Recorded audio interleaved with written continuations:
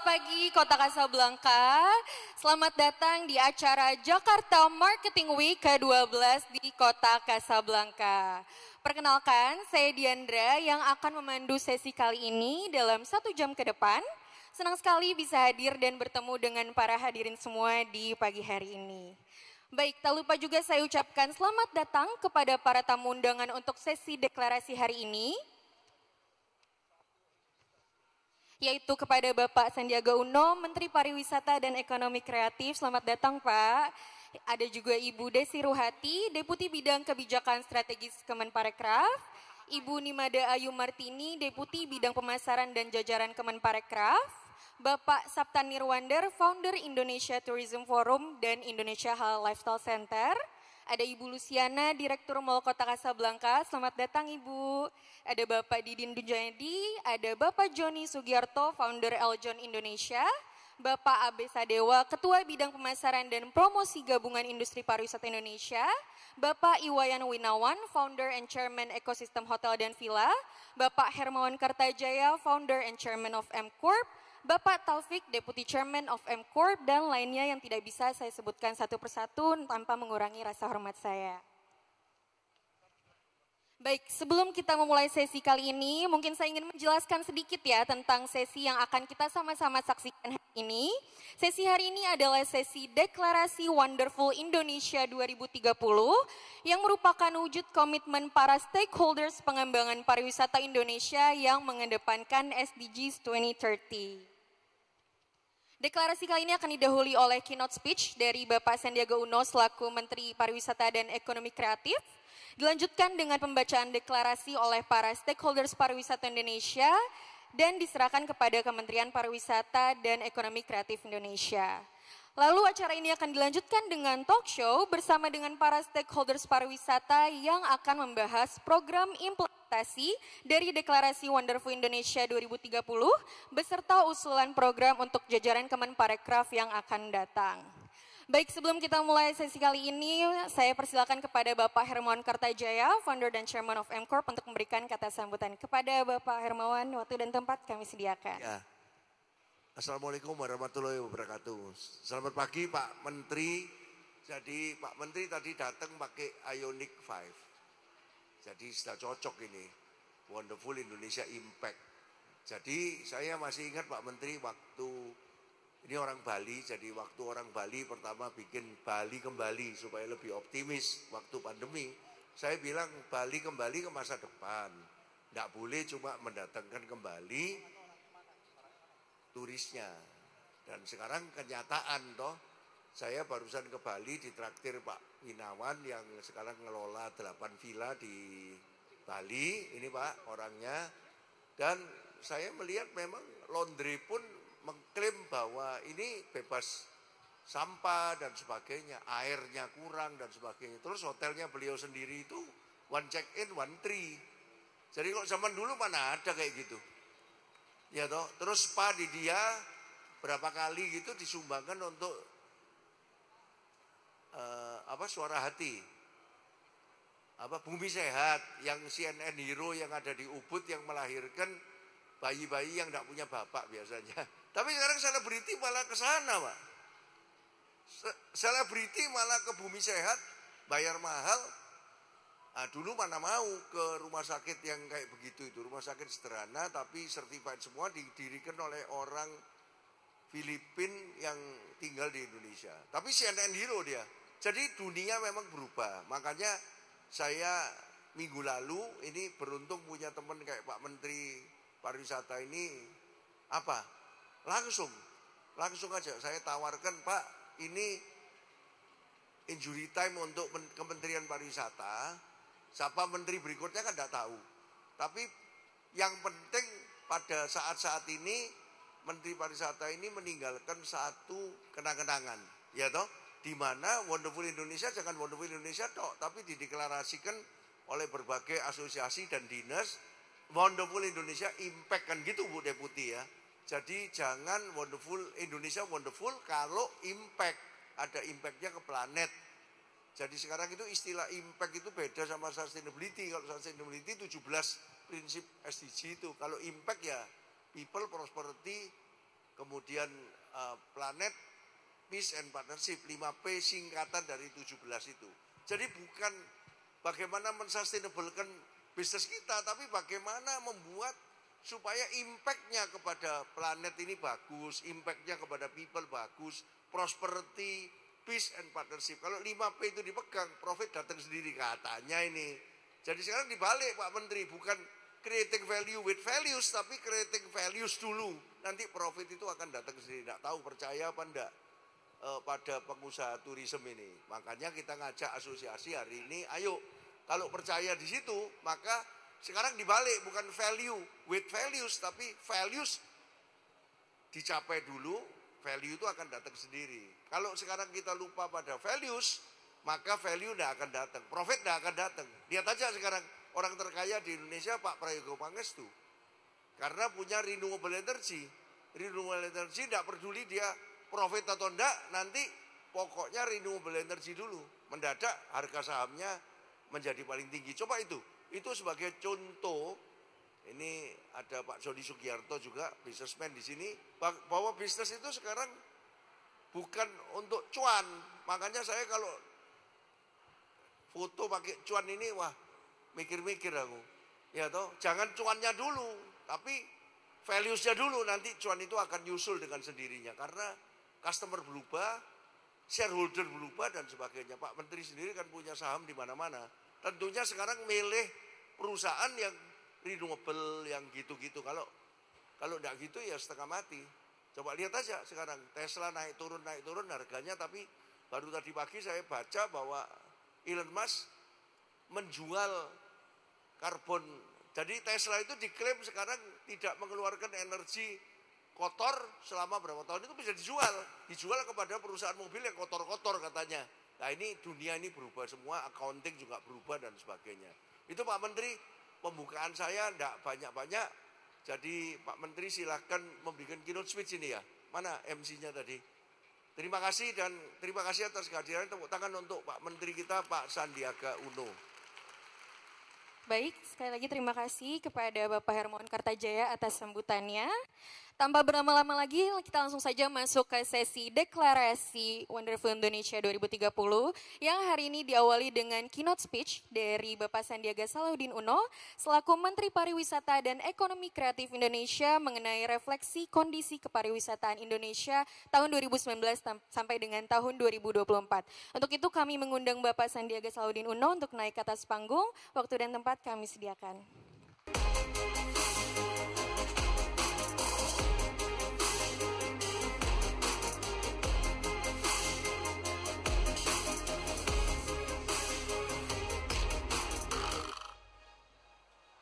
Selamat pagi. Bismillahirrahmanirrahim. Assalamualaikum warahmatullahi wabarakatuh. Salam sejahtera bagi kita semua. Shalom, Om Swastiastu. Namo Buddhaya, salam kebajikan. Salam sehat penuh semangat. Salam Indonesia Maju Rahayu. Pak Haka yang luar biasa, kita berikan aplaus untuk guru kita semua. Ada juga Pak Taufik, Deputy Chairman dari MKOP. Wih, Om Jeki, tadi saya tanya katanya nggak hadir, ternyata hadir juga Om Jeki. Terima kasih Om Jeki. Hadir juga di sini Pak Sapta Nirwandar. Saya belum melihat, tapi beliau adalah senior kita di Kemenparekraf. Ada juga Ibu Luciana, Direktur Mall Kota Kasablanka yang sudah 12 tahun ini menjadi host dari Jakarta Marketing Week. Hadir juga Chief Advisor kita, mantan Ketum GIPI, Pak Didin. Hadir pula Pak Joni Sugiarto. Terima kasih. Saya sahabat Pak Joni dari Kadin ya, zaman Kadin di Belitung, Bangka Belitung. Dan juga Pak Abe Sadewa.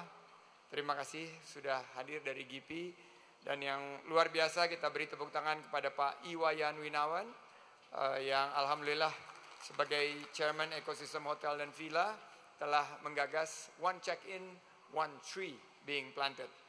Dan teman-teman dari asosiasi, teman-teman dari pelaku industri, dan sobat parekraf yang hadir pada Jakarta Marketing Week yang ke-12.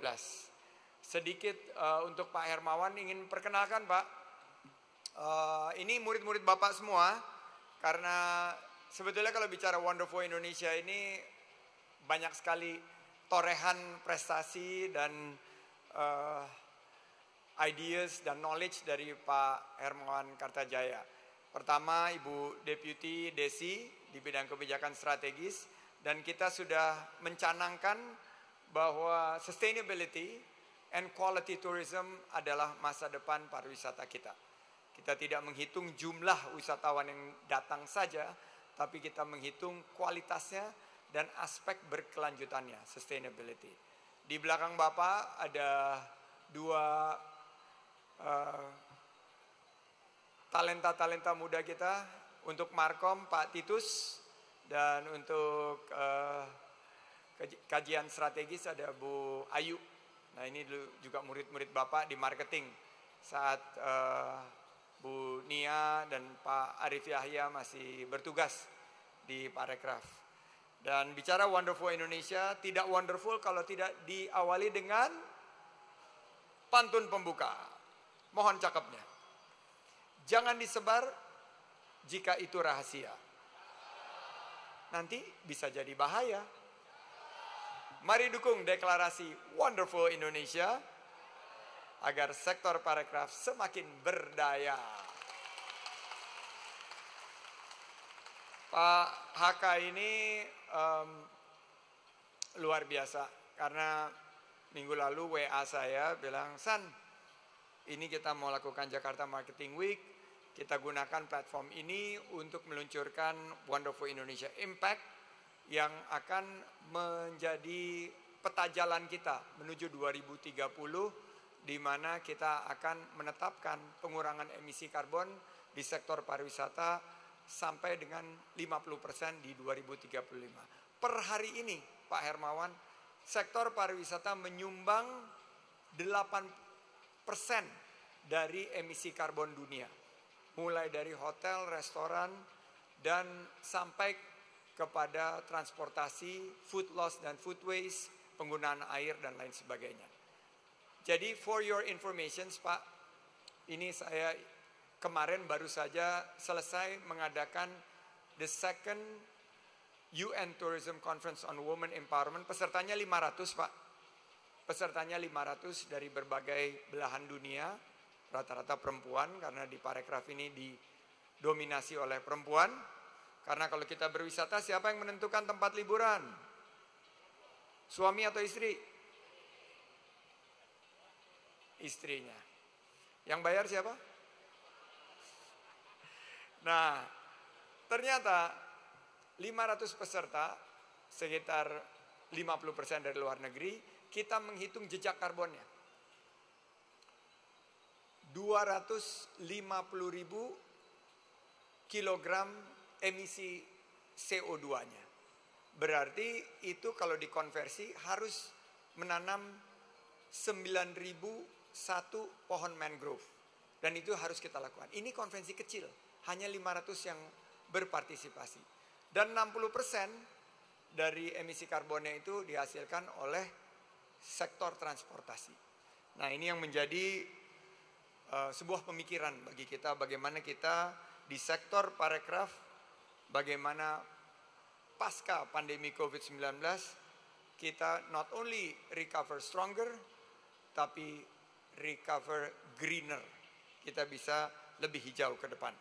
Dan sektor pariwisata ini membuka peluang usaha dan lapangan kerja bagi 20 juta lebih dari masyarakat Indonesia. Jadi ini sektor yang sangat berperan, dan kita harapkan ke depan dengan tambahan ekonomi kreatif akan menjadi inisiasi awal dari peta jalan kita menuju 2030. Pak Herman, Pak HK tadi menanyakan, wah ini lanjut menjadi menteri. Rasa-rasanya saya bisa menyampaikan bahwa pilihan ke depan Menteri Pariwisata dan Ekonomi Kreatif ini sepertinya akan ada sosok baru. Tapi jangan takut Pak, Bapak tetap menjadi guru besarnya Parekraf kita. Jadi siapapun menterinya, Pak Hermawan lah guru besarnya. Sama seperti ada produk ya, apapun makannya, minumnya, silakan diteruskan. Nah, era pandemi memaksa kita melakukan shift menuju quality tourism. Jadi tadi pagi saya harus hadir di beberapa event yang berkaitan dengan apa sih kategori pariwisata berkualitas itu. Selama ini kita hanya memikirkan lama mereka tinggal dan berapa spendingnya kepada ekonomi lokal. Length of stay and quality spending to the local economies. Tapi sekarang harus ditambahkan. Pak Hermawan tadi bilang 5 ya. Planet, people, prosperity, peace, dan partnership. Jadi menurut saya ke depan wisatawan akan melihat, akan memilih perjalanan yang mindful, yang berkesan dan penuh makna. Apalagi kalau tiba-tiba dia ditawarkan sebuah informasi setiap check-in, tadi yang Pak Winawan sampaikan, 1 pohon yang akan ditanam. Bagaimana dia juga bisa memastikan kegiatan mereka, apalagi kita bicara World Water Forum di Bali minggu ini, di mana kita akan menghadirkan antara 30 sampai 50 ribu peserta. Kita bisa mendorong pemulihan pariwisata dan ekonomi kreatif ini, tapi yang berkelanjutan, yang berkualitas, dan juga ada digitalisasi dan kedaulatan digital. Pak Hermawan sekitar 2 tahun yang lalu, saat ChatGPT mulai dan OpenAI baru dikenalkan, saya menugaskan tim saya, coba buat speech saya memakai AI 2 tahun yang lalu. Speech-nya jadi bagus sekali, bahasa Inggrisnya perfect, tapi bland dan monoton. Perjalanan saya ke sini tadi, saya ChatGPT yang baru, yang sudah masuk ke era terbaru, saya perintahkan, mohon buatkan speech untuk acara Jakarta Marketing Week yang menarik, unik, epic, sekaligus pendek. Luar biasa Pak. Keluarnya itu sebuah speech yang boleh dibilang bisa bersaing dengan talenta-talenta terbaik yang kita miliki. Nah, artificial intelligence akan menjadi kunci. Bagaimana digitalisasi dan dampaknya di 2030 terhadap pariwisata ini bisa kita hadirkan demi prosperity. Nah, minggu ini kami semua H2C Pak, harap-harap cemas. Karena Travel and Tourism Development Index dari World Economic Forum akan dirilis. Kemarin atas arahan Pak Hermawan dan teman-teman, kita naik 12 peringkat 2 tahun yang lalu, melampaui Thailand, Vietnam, Filipina, dan Malaysia. Kita di posisi 32. Nah, tahun ini 2024 kita upayakan terus meningkat. Siap semua? Semangat semua? Bagaimana cara meningkatkan TTDI kita selain daripada quality and sustainability? Ternyata priority. Jadi kalau tadi ada 5P, saya tambahkan 1 P-nya priority. Di bawah arahan dari Kemenparekraf dan pimpinan-pimpinan sebelumnya, kita menetapkan 5 destinasi super prioritas. Ini sudah mulai terlihat hasilnya. Bali and Beyond, di mana Danau Toba, Borobudur, Labuan Bajo, Mandalika Lombok, dan Likupang sudah mulai dikenal. Namun bukan hanya 5 destinasi super prioritas. Per hari ini saya bisa menyampaikan bahwa masa depan Wonderful Indonesia adalah di desa-desa wisata kita. Ada 6.016 desa wisata yang telah tergabung dalam Wonderful Indonesia jaringan desa wisata kita. Tadi pagi saya diundang, ada Mbok Niluh Jelantik, bicara mengenai ada satu konten yang sangat viral. Dan itu pas banget. Karena seminggu lalu saya baru saja hadir di Bali Spirit Festival, di mana di situ spiritual dan wellness tourism itu kita lagi mendorong. Tapi tiba-tiba konten ini sangat kontra dengan spirituality yang sedang ingin kita bangun. Dan cenderung tidak menghargai norma dan taksu Bali. Nah, jika konsep desa wisata dan desa adat ini kita perkuat, mustahil ada kegiatan-kegiatan sekte seperti itu yang hadir di Pulau Dewata tercinta kita. Jadi kami selalu menyampaikan bahwa desa wisata ini adalah the fabric yang merajut tenun keberagaman dan kebangsaan kita. Dan disinilah pariwisata berbasis komunitas juga bagian daripada Wonderful Indonesia Impact. Selanjutnya, kita tidak boleh hanya menjadi rohali, yaitu rombongan yang hanya lihat-lihat. Tapi kita harus, Pak Hermawan Kertajaya harus menjadi rojali. Rombongan yang jajan-jajan dan beli-beli produk ekonomi kreatif kita. Ada fashion, ada kuliner, walaupun saya belum ditawarkan kuliner di depan saya tadi. Salah satunya kopi, mestinya ada dari Mall Kota Kasablanka, tapi kelihatannya Bu Luciana ini masih belum hadir di sini. Tapi kopi ini harus jadi bagian daripada kita. Tapi kok Pak Joni udah dapat kopi duluan ya? Kenapa tuh Pak Didin? Apa ada ordal nih, orang dalam ya? Saya belum dapat soalnya. Dan harapannya mudah-mudahan ekonomi kreatif kita yang sekarang sudah masuk di 3 besar dunia, alhamdulillah.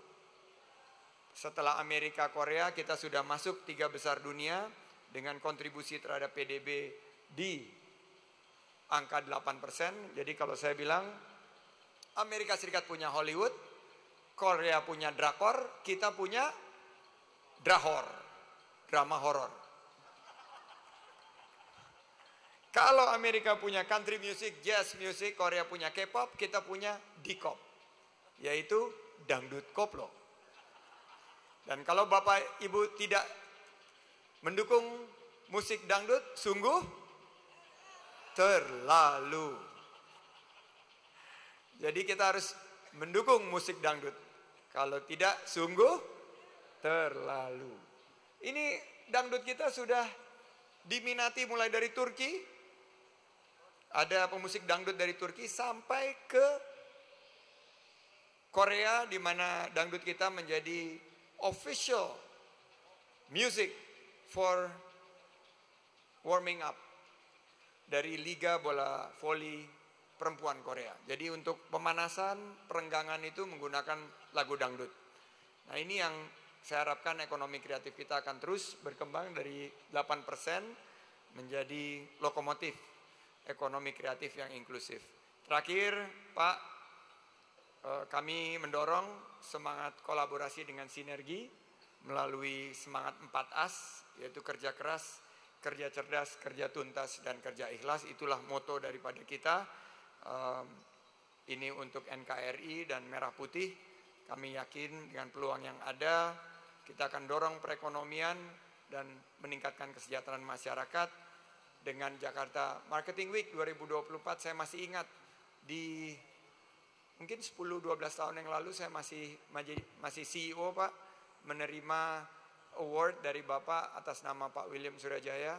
Itu salah satu award yang mungkin paling sebelum beliau wafat, itu yang paling dia banggakan. Terima kasih Pak Hermawan atas apresiasinya. Saya akhiri dengan pantun penutup, mohon cakepnya. Ke Labuan Bajo berkeliling naik finisi. Kapal kebanggaan karya anak bangsa yang luar biasa. Ayo semua tingkatkan inovasi, adaptasi, dan kolaborasi. Bersama Pak HK, kemajuan pariwisata dan ekonomi kreatif semakin menggeliat berbangsa. Terima kasih. Saya ucapkan wabillahi taufiq wal hidayah. Assalamualaikum warahmatullahi wabarakatuh. Om Santi Santi Santi Om. Baik, sekali lagi tepuk tangannya sekali lagi untuk Bapak Sandiaga Salahuddin Uno. Kepada Bapak Sandiaga mohon kesediaannya untuk tetap berada di atas panggung karena kita akan masuk ke sesi pembacaan deklarasi. Untuk itu kami mengundang semua peserta deklarasi untuk naik ke atas panggung membacakan deklarasi Wonderful Indonesia 2030. Kepada Asosiasi Asita, Astindo, Ekosistem, Eljon, Gahawisri, GIPI, HHRMA, HPI, IHGMA, II Onta, IMA, JXB, PHRI, STP Sahid, Putri, Dewisnu, Dispar Kabupaten Sukabumi, Dispar Kota Bandung, Disparbud KBB, Disparbud Provinsi Jawa Barat, Indonesia Halal Lifestyle Center, Disparbud Kabupaten Sumedang, Trisakti, dan Dispar Jakarta.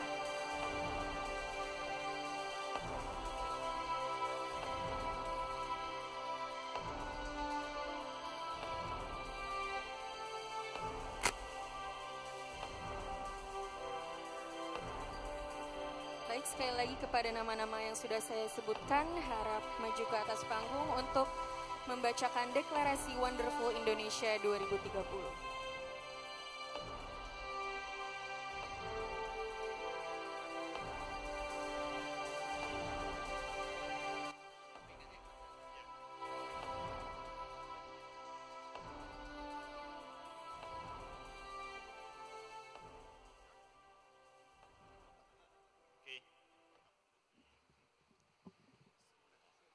Nanti mohon bapak-bapak dan ibu sekalian mengikuti setelah saya selesai satu kalimat. Oke. Deklarasi Wonderful Indonesia 2030. Deklarasi Wonderful Indonesia 2030. Jakarta Marketing Week ke-12. Jakarta Marketing Week ke-12.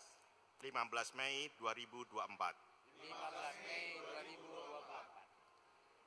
Atas nama semua pemangku kepentingan industri pariwisata dan ekonomi kreatif Indonesia.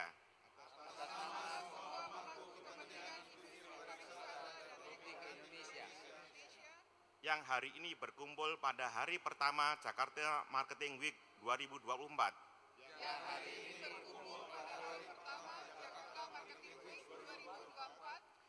Kami menyatakan komitmen untuk bersama-sama. Satu, melakukan tata kelola yang berorientasi pada inovasi, adaptasi, dan kolaborasi antar stakeholder.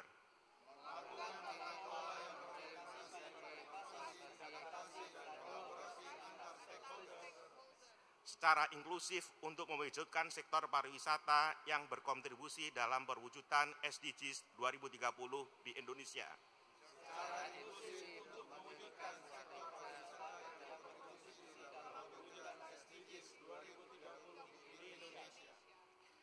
Dua, menjalankan praktek quality oriented tourism sebagai media edukasi wisatawan untuk melakukan perjalanan wisata yang bertanggung jawab terhadap destinasi dan sekitarnya.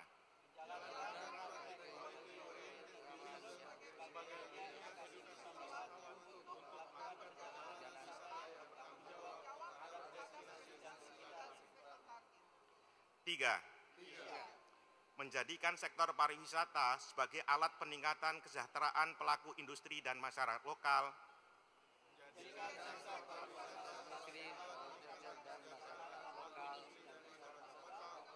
serta melakukan pengelolaan sumber daya lingkungan yang mempertimbangkan dampak positif destinasi pariwisata dalam jangka waktu yang panjang.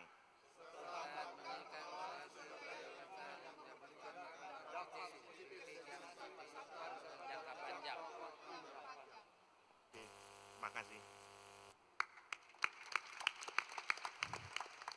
Baik, terima kasih Bapak dan Ibu yang telah membacakan deklarasi Wonderful Indonesia 2030. Selanjutnya adalah sesi penyerahan piagam deklarasi yang diwakilkan oleh Bapak Hermawan Kartajaya selaku Founder and Chairman of M-Corp dan Bapak Taufik selaku Deputy Chairman of M-Corp kepada Kementerian Pariwisata dan Ekonomi Kreatif Indonesia yang akan diterima langsung oleh Bapak Sandiaga Salahuddin Uno selaku Menteri Pariwisata dan Ekonomi Kreatif Indonesia.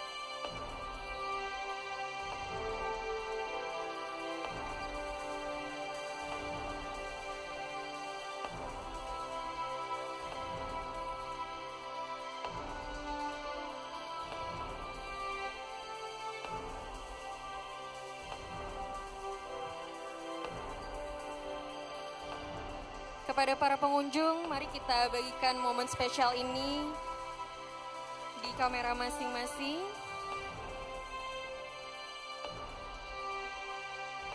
Baik, sekali lagi boleh kita berikan tepuk tangan yang meriah kepada Deklarasi Wonderful Indonesia 2030. Dan selanjutnya adalah sesi foto bersama oleh para asosiasi.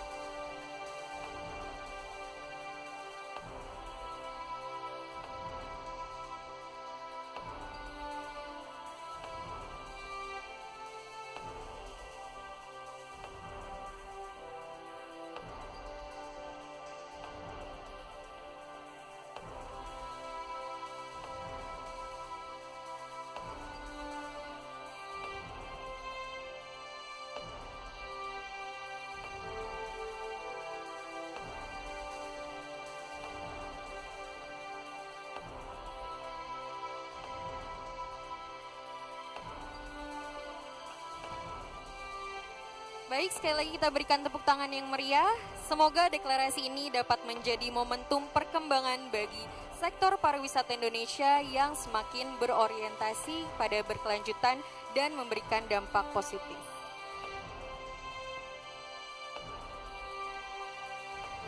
Baik, kepada seluruh peserta deklarasi dipersilakan untuk kembali ke tempat duduk masing-masing.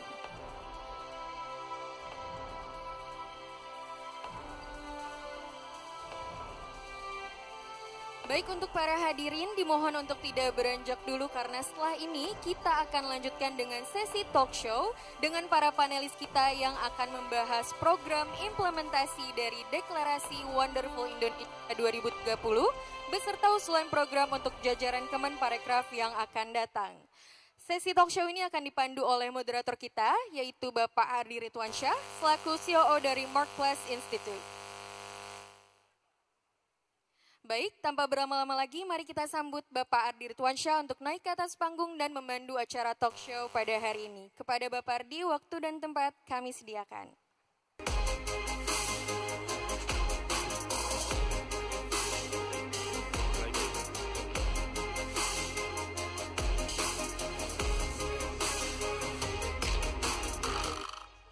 Baik, selamat pagi menjelang siang Bapak Ibu rekan-rekan sekalian. Tadi kita sudah mengikuti rangkaian deklarasi, kita sudah mendengarkan speech dari Pak Hermawan, speech dari Pak Menteri, dan juga pantun beliau. Biasanya kalau acara seperti ini saya nyiapin pantun, tapi jadi nggak pede karena tadi sudah dibuka dengan pantun yang luar biasa. Jadi mending kita buka dengan nanti kita mendengarkan bagaimana tindak lanjut dari deklarasi yang tadi sudah disampaikan bersama-sama. Karena angka yang kita targetkan bukan hanya setahun 2 tahun, tapi masih cukup lama 2030. Sehingga butuh action yang sudah direncanakan dari sekarang. Untuk itu saya akan mengundang pembicara-pembicara luar biasa yang sudah hadir pada pagi hari ini, yang akan mewakili berbagai stakeholder yang beragam. Ada dari pemerintahan, asosiasi, dan juga pelaku industri itu sendiri. Untuk itu kami minta untuk hadir ke atas panggung yang pertama Ibu Dr. Anda Desi Ruhati, MMA PAR, selaku Deputi Bidang Kebijakan Strategis Kementerian Pariwisata dan Ekonomi Kreatif. Silakan ke panggung Ibu Desi. Yang kedua dari asosiasi Saya mohon ke panggung juga Bapak A.B. Sadewa selaku Ketua Bidang Pemasaran dan Promosi Gabungan Industri Pariwisata Indonesia. Tepuk tangan dong untuk Pak A.B. Sadewa. Dan terakhir sahabat kami, Pak Wayan Winawan, jauh-jauh dari Bali selaku pelaku industri langsung, Founder and Chairman dari Ecosystem. Beliau juga sebagai Director of Tourism and Creative Economy Indonesia Marketing Association. Terima kasih Bapak Ibu sudah hadir pagi hari ini. Sekitar 30 menit ke depan mungkin kita akan ngobrol tentang deklarasi tadi yang sudah dilakukan bersama-sama. Mungkin saya mulai dari yang paling cantik dulu ya Bu Desi. Sederhana saja Bu, tadi kita bicara, Pak Menteri bicara tentang quality tourism gitu ya. Pariwisata yang berkualitas, yang tidak hanya berorientasi jangka pendek tapi jangka panjang, yang berkelanjutan. Nah kira-kira bagaimana Kemenparekraf berperan dalam konteks bisnis seperti ini? Silakan Bu Desi. Baik, terima kasih Mas Moderator, maaf namanya siapa? Ardi Bu. Mas Ardi, terima kasih. Yang pertama yang terhormat saya sampaikan pada Bapak Menteri Pariwisata dan Ekonomi Kreatif, kemudian Bapak Hermawan Kertajaya dan Pak Didin, kemudian juga Mas Jeki dan teman-teman semua, para suhu-suhu marketing yang juga hadir di sini dan semua hadirin. Terima kasih. Mas Ardi, jadi berkaitan dengan apa yang tadi sudah disampaikan dengan kegiatan deklarasi Wonderful Indonesia yang mana tadi sampaikan ada Wonderful Indonesia Impact begitu ya, yang berharap bahwa ini merupakan bukan sebuah dampak yang diartikan dalam arti kata negatif maupun positif, tapi impact ini adalah berartikan sebuah berkelanjutan. Dan ini sesuai dengan apa yang tentunya bagian dari implementasi SDGs 2030 itu sendiri. Lalu bagaimana peran Kemenparekraf dalam hal ini yang akan kita siapkan, strategi-strategi terutama berkaitan dengan kegiatan dari yang tadi kita sebut dengan Wonderful Indonesia Impact ini.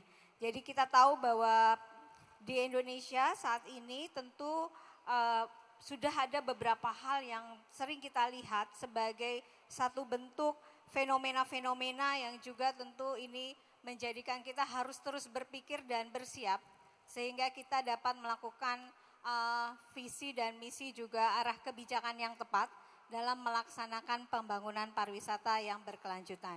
Nah, di sini kami tentu mengacu kepada apa yang ada dalam rancangan akhir RPJPN 2025-2045 yang mana dalam kesempatan ini kita tahu ada 3 area transformasi kunci sebenarnya yang harus dilakukan dalam mempersiapkan apa yang kita sebutkan tadi Wonderful Indonesia Impact ini sendiri. Yang pertama adalah transformasi ekonomi, di mana pariwisata akan didorong untuk menjadi motor penggerak produktivitas ekonomi dan pusat pertumbuhan ekonomi baru. Dengan fokus pada integrasi rantai pasok domestik dan transformasi digital, sebagaimana tadi sudah disampaikan juga oleh Bapak Menteri. Kemudian yang kedua adalah transformasi sosial, di mana dalam pengembangan SDM pariwisata yang unggul dan berdaya saing, yang juga berbasis kepada keahlian menjadi kunci dan prioritas untuk meningkatkan kualitas layanan, menciptakan lapangan kerja yang berkelanjutan. Ingat ya, penciptaan lapangan kerja yang berkelanjutan. Jadi bukan hanya soal jumlah lapangan kerja. Kemudian yang ketiga adalah transformasi tata kelola, yang mana ini adalah merupakan penguatan dari ekosistem pariwisata, regulasi yang adaptif, kemudian juga partisipasi aktif masyarakat menjadi kunci dalam menciptakan tata kelola destinasi dan industri pariwisata yang terstandarisasi dan berkelanjutan.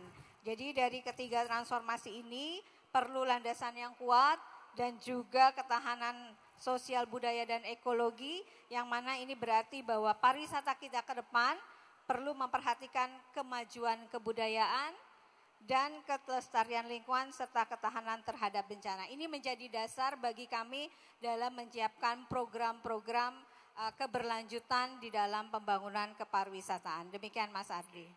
Ini menarik Bu Desi ya, karena ternyata melibatkan transformasi yang komprehensif ya, bukan hanya sektoral saja ya, ada ekonomi, sosial, tata kelola juga. Nah tadi Pak Menteri sempat mensimulasikan kan beliau menggunakan AI untuk membuat naskah speech gitu. Ya. Nah tentu kalau di sektor pariwisata ini juga penggunaan teknologi seperti ini sesuatu yang seharusnya tidak bisa diabaikan. Nah, mungkin bisa diceritakan kalau dari perspektif Kemenpar seperti apa? Dalam hal ini kami mendorong, terutama kami kan juga ada deputi teknis yang kita sebut dengan deputi produk kreatif dan ekonomi digital. Yang mana di dalam tugas dan fungsinya adalah juga menyiapkan dan menginkubasi untuk persiapan digitalisasi industri itu sendiri. Terutama di industri pariwisata dan ekonomi kreatif. Banyak hal yang telah dilakukan antara lain dengan adanya kebijakan dan regulasi yang menaungi untuk pemanfaatan digitalisasi ini termasuk di dalam program kekayaan intelektual itu sendiri. Nah, ini menjadi satu hal yang penting dan sehingga digitalisasi ini juga dilakukan dalam berbagai macam hal termasuk dalam kegiatan pemilihan paket perjalanan wisata. Itu semua sudah terdigitalisasi dengan baik. Kemudian desa-desa wisata juga sudah menggunakan program-program digital itu sendiri. Jadi dan nanti ke depan AI ini sendiri mungkin sudah bisa masuk di dalam untuk mengembangkan industri ekonomi kreatif di UMKM kita itu sendiri. Demikian Mas Ardi kurang lebihnya. Jadi yang menarik kalau saya tangkap Bu Desi, pemanfaatan teknologi ini harapannya bisa melibatkan pelaku-pelaku yang kecil ya. Betul. Pariwisata, desa pariwisata tadi Pak Menteri sampaikan 6.000 lebih gitu ya. Betul. Lalu pelaku KM kecil juga justru bukan hanya monopoli yang besar-besar. Benar. Itu justru yang kecil-kecil ini. Karena tadi kita ingin menciptakan lapangan pekerjaan yang berkelanjutan. Dan ini siapa sih yang bisa berperan dan yang menjadi pelaku tentu adalah masyarakat, baik itu dari UKM maupun juga masyarakat luas lainnya. Demikian. Baik, terima kasih Bu Desi. Mungkin nanti insya Allah kita kembali lagi Bu. Saya bergeser ke Pak Besadewa dulu Pak. Mungkin pertanyaannya kurang lebih sama Bapak. Kalau dari sisi asosiasi terkait dengan deklarasi yang tadi sampaikan, kira-kira kontribusinya seperti apa? Dalam konteks SDGs dan impact ini untuk sektor pariwisata. Baik, terima kasih Mas Ardi. Mas Ardi, terima kasih.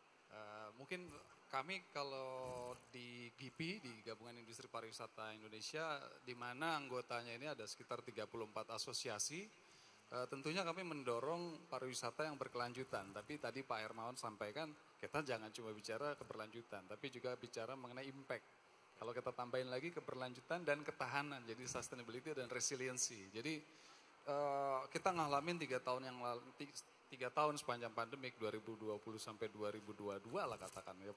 Itu 2023 kita baru turn around. Itu kita melihat bahwa pandemik memberikan banyak pelajaran buat industri, menata ulang sebetulnya. Bagaimana kita menata ulang mengenai pertama business opportunity, kedua mengenai financing, ketiga mengenai bagaimana market-market baru yang muncul. Jadi kalau kita lihat 5P-nya tadi, People, Planet, Profit plus Peace dan Prosperity, Peace and partnership. Saya pikir dengan adanya deklarasi ini mendorong kita untuk dari industri ya, mendorong kita untuk lebih melihat konsep bisnis atau praktek bisnis yang juga mengedepankan environment dan sosial, tentu dengan stewardship yang bagus, dengan tata kelola yang baik. Nah, dengan deklarasi ini kita menjadi ada frame, paling enggak mungkin bukan framework, tapi tendangan awal kali Ibu ya. Jadi mungkin gitu Mas Ardi dari saya. Oke.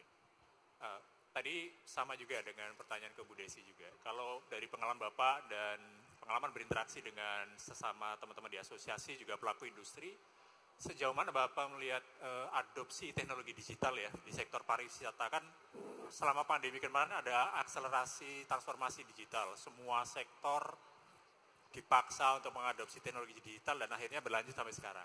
Nah, mungkin kalau dari pengalaman asosiasi seperti apa di sektor pariwisata dan konteksnya dalam impact seperti apa Pak? Mungkin kalau bicara teknologi, penggunaan teknologi di pariwisata ini sendiri kan kalau mungkin 5-10 tahun lalu kita ketemunya dengan ada brick and mortar dan digital gitu ya. Sekarang dengan model AI itu perkembangannya jauh lebih masif lagi. Tapi kita ngelihat AI ini menjadi alat bantu juga sebetulnya. Beberapa travel agent di luar negeri sudah menggunakan, tadi Pak Menteri sudah exercise dengan ChatGPT untuk membuat speech, tapi beberapa travel agent di luar negeri kita juga coba implementasikan, itu sudah menempelkan ChatGPT ketika dia nanya misalnya mau pergi tur kemana, pergi liburan kemana, dia langsung masukin beberapa alternatif, di mana alternatif-alternatif itu sudah ada di inventory produk yang dijual. Jadi penggunaan teknologi udah bukan sekedar sebagai distribution channel, tapi juga menjadi ideas untuk orang mau pergi liburan kemana, dan itu di-link dengan inventory yang ada. Seperti itu. Jadi sekarang wisatawan bisa konsultasi dan sebagainya dengan teknologi dan sebagainya. Betul. Untuk mendapat rekomendasi pariwisata. Tapi memang pariwisata ini adalah human business. Kita nggak bisa kesampingkan itu. Jadi pilihannya adalah ketika kita bicara teknologi itu mungkin untuk mass product gitu ya. Tapi ketika bicara pariwisata di desa wisata, kita nggak mungkin cuman lihat dipakai barcode, baca doang gitu ya. Tapi kita inginnya kan kita diceritakan lagi lebih jauh dengan emosi, dengan bukan emosi marah ya Mas, tapi dengan lebih affection gitu ya. Saya pikir itu. Saya kutip pernyataan Bapak tadi tentang bahwa ini human oriented activity ya, tentang pariwisata. Mungkin saya beralih ke Pak Winawan nih, ya, Pak. Pengalaman di Bali Pak. Setelah pasca pandemi, sektor pariwisata, kemarin beberapa sempat ada rumor ya, di Bali ada overtourism gitu ya. Sudah diklarifikasi Kementerian Pariwisata bahwa sebenarnya bukan seperti itu. Nah, Bapak sendiri melihat sebagai pelaku industri, bagaimana tantangan untuk SDGs ini Pak? Thank you Pak Adi. Kalau kita lihat dari riset terakhir dari Expedia, salah satu travel agent terbesar di dunia, riset travel value index mereka yang 2023 menyatakan ke depan 90% guestnya mereka itu looking for akomodasi yang mengadopsi program-program berkelanjutan, dan menyatakan 50% di antara 90% tersebut bersedia untuk membayar lebih. Lalu demikian juga salah satu lagi dari travel research-nya dari booking.com menyatakan 78% dari global customer mereka itu lebih memilih hotel yang menerapkan sustainability index. Dari kami, apa yang kami lakukan, mungkin tadi kami sudah disampaikan juga sedikit. Kami karena bergerak di 3 industri utama, akomodasi, F&B, restoran, dan spa. Jadi kita menerapkan 3 program utama. Yang pertama kalau akomodasi itu namanya One Booking One Tree, di mana setiap tamu booking kita akan tanamkan mangrove basically. Lalu kita bekerja sama dengan, kalau di Bali, dengan kelompok nelayan lokal untuk menanamnya, termasuk kami juga, tamu juga bisa ikut tanam. Sampai kita hitungnya tiap tahun Pak, sampai kalau untuk tahun ini April kita sudah menanam 7.970 pohon. Lalu kalau restoran kita ada namanya Zero Hunger, jadi setiap bill tamu yang terprint itu sistem kami langsung memisahkannya Pak sejumlah nilai. Lalu kita akan jadikan program sembako rutin untuk 90 kepala keluarga di Bangli dan 84 keluarga di Karangasem.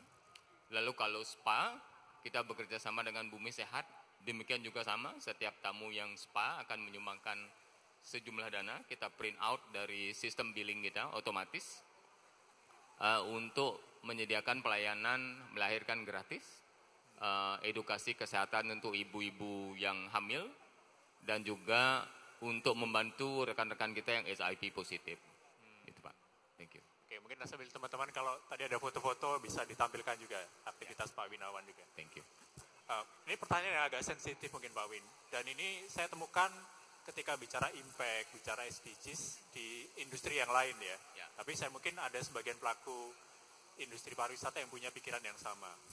Walaupun trennya tadi sebagian besar pelanggan atau customer sudah mengharapkan untuk memilih akomodasi, destinasi yang menerapkan, tapi ada anggapan di kalangan pelaku industri lain mungkin ya, sektor yang lain, bahwa impact dalam bisnis itu nambah-nambahin cost saja gitu. Hanya menambah biaya tapi dampaknya mungkin belum tentu ada secara revenue, secara bisnis belum tentu ada imbal baliknya bagi pelaku bisnis. Mungkin bisa mematahkan mitos ini, Pak.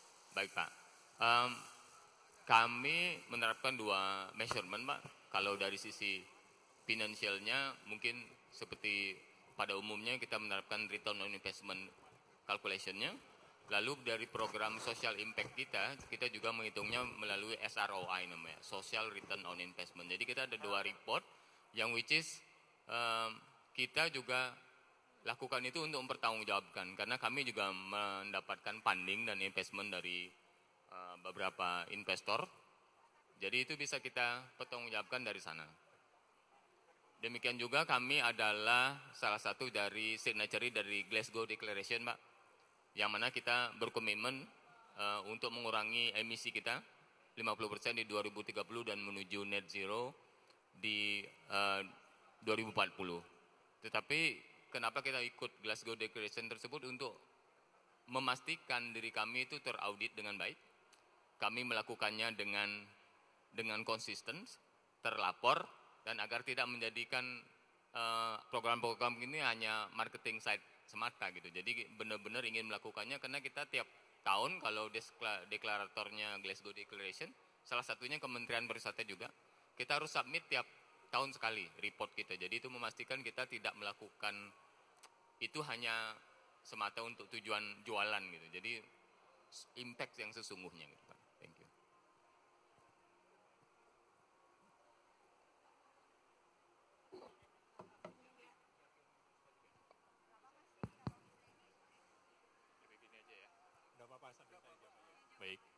Baik, sambil ngobrol aja ya, Ibu.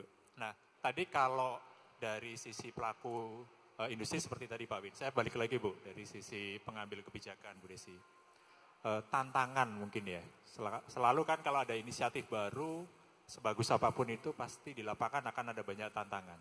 Kalau Ibu melihat dari perspektif pengambil kebijakan, akan seperti apa tantangan yang mungkin perlu diantisipasi dari sekarang Bu?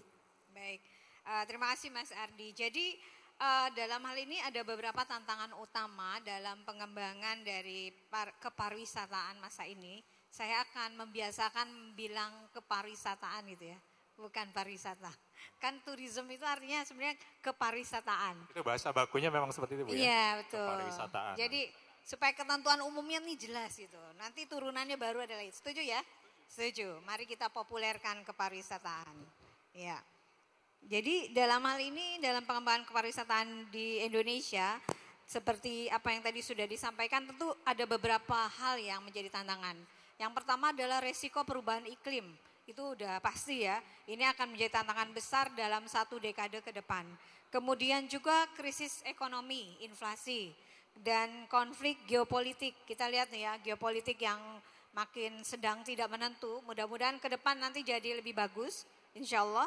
Menciptakan ketidakpastian yang sangat berdampak pada industri pariwisata. Mungkin dirasakan oleh Pak Winana dan juga teman-teman di asosiasi bahwa ini menjadi tantangan sendiri khususnya adalah untuk kunjungan wisatawan mancanegara. Nah, namun demikian yang perlu kita prioritaskan adalah memastikan bahwa manfaat ekonomi pariwisata itu bisa atau manfaat ekonomi kepariwisataan ini bisa tersebar ke seluruh masyarakat. Ini yang paling penting. Jadi ini adalah memastikan bahwa manfaat ekonomi dari industri pariwisata dan ekonomi kreatif ini memang betul-betul dirasakan oleh masyarakat luar. Ini yang harus kita secara serius bersama-sama. Dan sebagai contoh sebenarnya seperti ini juga, ketika kita Indonesia ini juga nggak boleh terlambat dalam memajukan green tourism. Karena ke depan seperti yang disampaikan oleh Pak Wayan, bahwa kalau kita tidak secara komitmen dan konsisten menerapkan itu, kita akan ketinggalan. Sama seperti yang tadi disampaikan oleh Mas Sadewa juga sama, bahwa karena nanti orang akan memilih untuk berlibur atau melakukan perjalanan wisata ke daerah-daerah yang sudah menerapkan konsep sustainable tourism. Kalau Indonesia sampai hari ini belum bersegera menyiapkan itu, bukan hanya kebijakan yang dilakukan pemerintah, tapi implementasi dari yang ini harus dilakukan oleh teman-teman industri. Mungkin hotel-hotel harus sudah bisa membuat mensertifikasi hotelnya sebagai dengan global standard sustainable tourism. Nah, mungkin ini juga kami akan bekerja sama, di sini ada direktur saya nanti yang juga akan sama-sama membantu dengan kedeputian teknis lainnya untuk menyiapkan sertifikasi yang berkaitan dengan global sustainable tourism, baik itu di bidang MICE, travel, kemudian hotel, bahkan di attraction dan sumber daya manusia dan lain sebagainya. Dan ini kita harus global standar. Dan kami nanti mohon didukung juga ketika kita akan membuat global standar regional ASEAN, yang mana inisiatifnya nanti dari Indonesia. Nah, ini harus kita sama-sama bergerak untuk menyiapkan ini. Ini penting. Kalau enggak gitu, nanti tamu kita larinya ke negara tetangga yang sudah menerapkan itu. Terima kasih. Menarik sekali Bu Desi. Jadi dengan sertifikasi ini kan sebuah upaya untuk standarisasi sekaligus mengkondisikan ya pelaku industri agar mau bergeser menjadi lebih baik tentunya. Kalau Pak Sadewa sendiri Pak, tantangan untuk menerapkan impact dalam sektor kepariwisataan seperti apa? Kalau kita mungkin lihat setiap kali ada tantangan pasti ada peluang juga ya Pak ya. Tapi tantangannya kalau kita lihat kita mesti petakan dulu. Kita lihat tadi Bu Desi udah sampaikan masalah climate change segala macam. Artinya kita memasukkan beberapa algoritma di bisnis.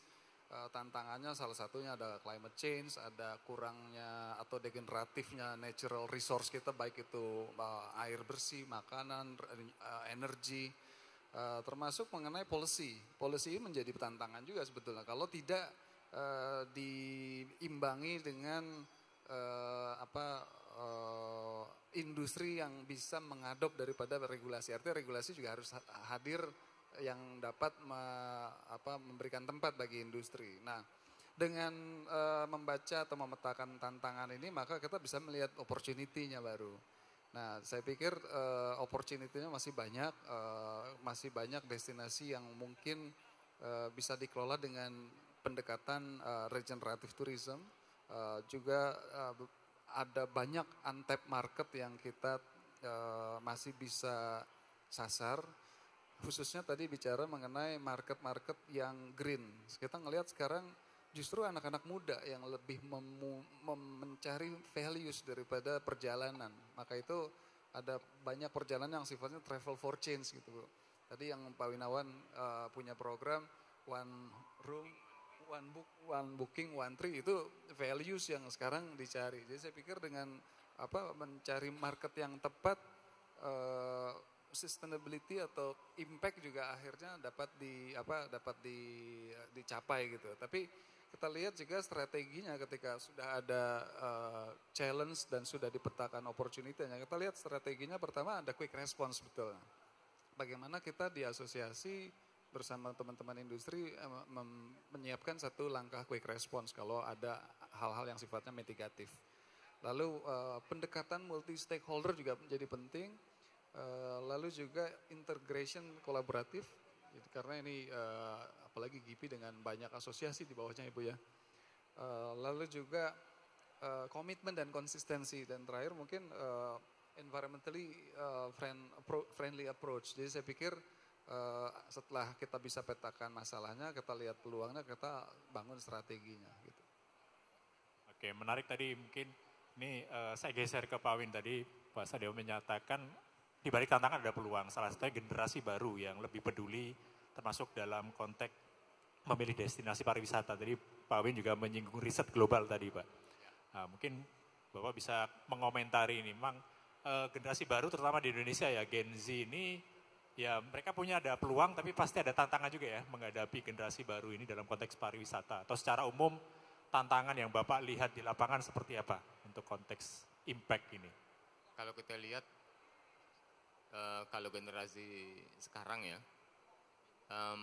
mungkin traveling juga mereka menitik beratkan pada searching for meaning gitu. Mereka traveling selain bersenang-senang, juga pingin sekali sangat happy jika bisa at the same time making impact. Dari apa yang kami biasakan kalau One Booking One Tree saat check-in kan mereka dapat digital digital certificate of the tree. Langsung ada nomor tree-nya karena itu di-generate oleh sistem. Jadi bukan yang program yang kita gemur-gemurkan saja, tapi dia otomatis tergenerate dari sistem. Dia akan dapat tree certificate dan mereka sangat happy dengan itu, dan biasanya yang mereka jadikan social media story bukan malah villanya tapi sertifikatnya. Dia just making impacts, mereka memfasilitasnya. Karena kami yakin mostly itu orang kan baik ya. Tapi tugas kita adalah memberikan fasilitas mereka untuk bisa berbuat baik sambil traveling. Thank you Pak. Karena secara nature setiap manusia itu punya potensi kebaikan yang benar. Sebenarnya itu juga bisa muncul di sektor pariwisata sambil senang-senang tanda kutip ya. Berbuat kebaikan tadi Pak ya. Iya Pak. Baik. Tadi saya Pak Hermawan ingin memberikan komentar Pak sebagai inisiator deklarasi kita pagi ini, mungkin bisa cerita Pak. Bu Deputi, saya tadi ngobrol dikit sama Pak Menteri, jangan deklarasi tok ini. Jadi saya disuruh follow up sama Ibu Deputi untuk meneruskan untuk bagaimana supaya turisme pelaku ini tidak hanya mengutamakan umumnya bintang 5 gitu ya. Cuma syaratnya ada swimming pool, ada apa. Tapi ada kayak gininya, 5P itu bagaimana? Apakah sudah ada program one trip one check in? Nah, nanti disuruh supaya injury time ini betul-betul untuk berikutnya itu sudah ada platformnya. Bagaimana hotel yang impact? Bagaimana kafe yang impact? Bagaimana tempat spa yang impact? Nah, nanti saya disuruh tindak lanjuti. Serius beliau, ya. Terus yang kedua, tadi ini tidak boleh diomongin, ini masalah pribadinya beliau katanya dia. Jadi ada 2 hal yang saya suruh bantu, tapi yang ada hubungannya sama pariwisata tak omongin sudah. Jadi nanti sebelum pulang kita lanjutkan ya. Oh tapi Ibu bukan dari dari beliau. Kalau Pak Titus dari Ibu Made ya. Oh ya, nanti kalau gitu kita ngomong sebentar ya. Bagaimana supaya jadi kenyataan? Pak Menteri ini bilang, saya ini tinggal 4 bulan katanya. Jangan sampai ini jadi deklarasi tok. Kalau bisa dikejar supaya ada kriteria-kriteria yang dibikin. Hotel, spa, apalagi yang impact. Kita susun kriterianya. Yang cocok sama Indonesia. Itu aja, terima kasih. Ya, terima kasih. Terima kasih Pak Sadewa ya. Sadewa, Pak Win, terima kasih. Tepuk tangan dong untuk mereka. Ya, tadi sekaligus menutup sesi talkshow pada kesempatan pagi hari ini. Terima kasih sekali lagi Bu Desi, Pak Sadewa, Pak Winawan sudah hadir. Oh boleh, tentu boleh sekali Bu. Kalau kata Pak Menteri kan pengambil keputusan itu ibu-ibu ya. Kita ngikut, silakan Bu. Baik, terima kasih Mas Ardi. Terima kasih teman-teman, insya Allah nanti lanjuti bersama. Saya hanya ingin menyampaikan sedikit, mungkin jadi conclusion terakhir lah ya, mungkin sama-sama kita sepakati. Bahwa sebenarnya ke depan dengan adanya isu keberlanjutan ini dan impact tadi ya mungkin seperti itu. Bahwa setiap perjalanan itu dipilih manusia atau dipilih kita semua. Orang-orang ini akan memilih sesuatu yang meaningful. Jadi dia hadir ke kegiatan MICE juga dulu mungkin orang datang untuk ikut konferensi lihat konten yang pertama.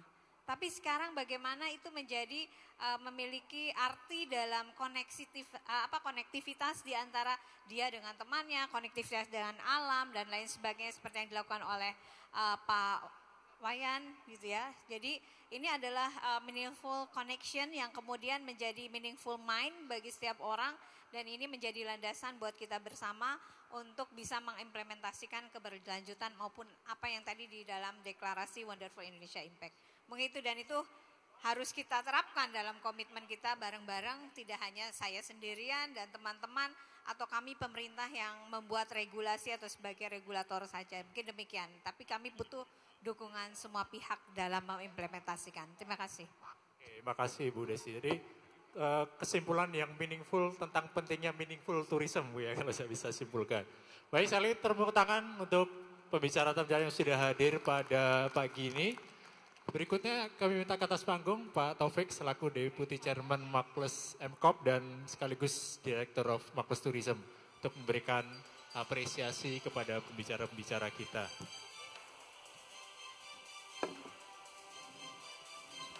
Yang pertama, pada Ibu Desi, kami persilakan.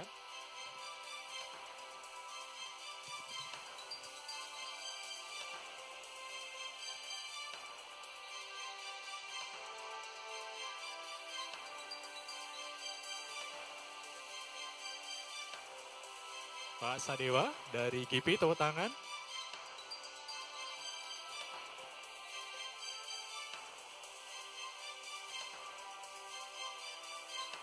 Dan terakhir Pak Wayan Winawan, selaku pelaku industri sekaligus juga Director of Tourism and Economic Creative Indonesia Marketing Association. Bu Desi, Pak Sadewa, Pak Win, boleh kita foto bersama Pak?